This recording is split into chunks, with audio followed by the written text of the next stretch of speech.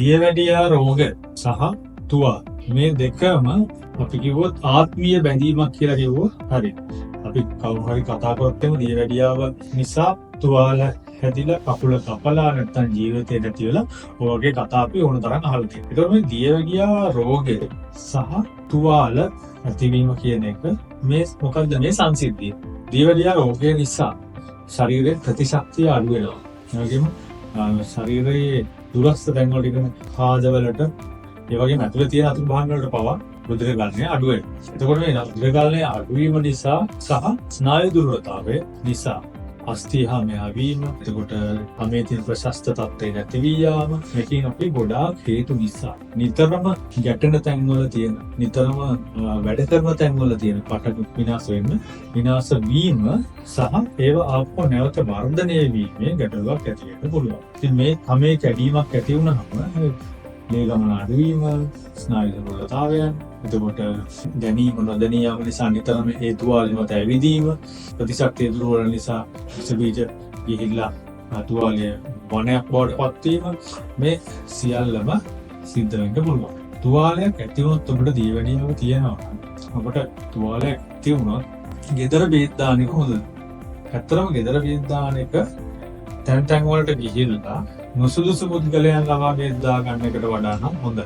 මොකද ලොකුම ප්‍රශ්නයක් තමයි තියෙන මේ වගේ බෝඩ් ගහගත්ත තැන් වලට ගියාම ඒ තැන් වල ඉන්න පුද්ගලයෝ කියන්න පුළුවන් හරි දැන් තුවාලේ හොඳ වේගනේ යන්නේ කියලා. ඉතින් ඇත්තටම ඒගොල්ලෝ හරියට දැනගෙන කියනවා නම් ඒක ප්‍රශ්නයක් නෑ. නොදන්න කෙනෙක් ගාවට ගිහිල්ලා ඕගොල්ලෝ බේත් දාගෙන ගිහිල්ලා එහෙමයි කියලා කිව්වොත් අන්තිමට Tamanට අමාරු වෙලා Tamanගේ ජීවිත සාධනයක් තියෙනවා කියලා කකුල සාධනයක් තියෙනවා කියලා තමන්ම තේරුම් ගන්න ස්පීතාලට එනකොට ගොඩක් පරක්කු වෙයි. ඉතින් ඒ අතින් බලපුවාම ගෙදර බේත් දා ගන්න හරි.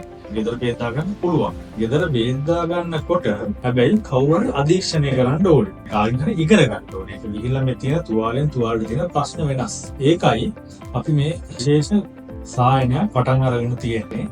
මේ විශේෂ සායනයේදී අපි විශ්වාස කරන දේ තමයි තුවාලයක බේත් දාලා බලලා try කරලා බලලා තුවාල හොඳ කරන එක නෙමෙයි අපේ විශ්වාසය. අපි විශ්වාස කරන්නේ තුවාලයේ කල් පැවතීමට හේතුව මොකක්ද කියලා හොයලා ඒ හේතුවට ප්‍රතිකාර කරන එක. එතකොට ඔබ මේ සායනයට සම්බන්ධ වෙලා ඔබ මේ සායනයට ඇවිල්ලා අප හමු වෙලා ඒ ඔබේ තුවාලයේ හොඳ නොවීමට තියෙන හේතු අඳුරගෙන ඒවට අවශ්‍ය ප්‍රතිකාර විධි ටික පටන් අරගෙන ඒවට ප්ලෑන් එකක් දාගත්තට පස්සේ අන්න ඔබට පුළුවන් ඒ ප්ලෑන් එකට ආකාරව ඔබට ගෙදර බේත් දාගන්න ඔබ බේත් දාගන්න කැමති ලේසි ආකාරයකට බේත් දාගෙන යන්න.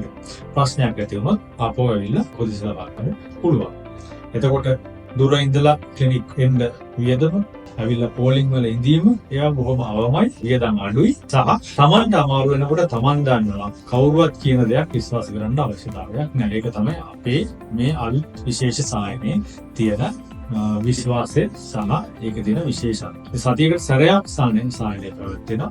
ඔබට ඇවිල්ලා ඒකෙන් උපදෙස් අරගෙන ඊළඟ අවශ්‍ය දිනවලදී හැමදාම දවසක් කර දවසක් බේත් දාන්න ගොඩක් තුවාල වලට අවශ්‍ය වෙන්නේ. 99ක්ම තුවාල වලට එම අවශ්‍ය වෙන්නේ. සාමාන්‍ය තුවාලයකට බේත් දාන්න දවස් 4කට 5කට සතියකට සැරයක් වෙනසක් තුවාල හොඳ වෙන්නේ නැත්නම් තුවාලේ වැඩි වෙනවා නම් පමණක් අපිට ඇවිල්ලා අපෝපෙන්න වෙනසක් කරගන්න පුළුවන්. සහ අනිත් ප්‍රධානම දේ තමයි අපේ සායනයේදී අපි තුවාල වැළැක්වීම පිළිබඳව විශේෂ අවධානයක් යොමු කරනවා.